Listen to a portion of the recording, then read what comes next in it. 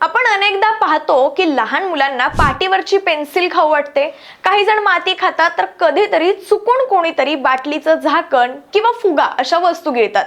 पण तुम्ही कधी असा प्रकार घडलेला पाहिलाय का, ज्यात एखाद्या लहान मुलाला किंवा मुलीला स्वतःचेच केस खायची सवय आहे आणि यामुळे पोटात अर्धा किलोचा केसाचा गोळा सुद्धा तयार झालाय.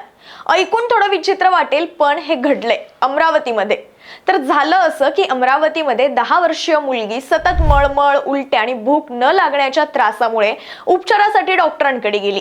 त्या डॉक्टरांनी तिला अमरावती शहरातील एका डॉक्टरांचा सल्ला दिला. नंतर नातेवाईकांच्या सल्ल्यानुसार उपचारासाठी नागपूरलाही नेलं. मात्र मुलीच्या प्रकृतीत काहीच सुधारणा दिसून येत नव्हती. शेवटी नातेवाईकांच्या सल्ल्यानुसार पालकांनी मुलीला बालरोग तज्ञ डॉक्टर उषा गजभिये यांच्याकडे दाखल केलं. प्राथमिक तपासणीनंतर डॉक्टरांनी पोटाची शस्त्रक्रिया करण्याचा सल्ला दिला आणि 17 जुलै रोजी करण्यात आलेल्या या शस्त्रक्रियेदरम्यान मुलीच्या पोटातून तब्बल अर्धा किलो वजनाचा केसाचा पुंजका बाहेर काढण्यात आला. केसाचा गोळा जठरामध्ये जमा होत गेल्यानं तिला खाणं पिणं कठीण झालं होतं. पुढे तपासणीतून हे स्पष्ट झालं की या मुलीला गेल्या 3 ते 4 वर्षांपासून केस खाण्याचं व्यसन होतं.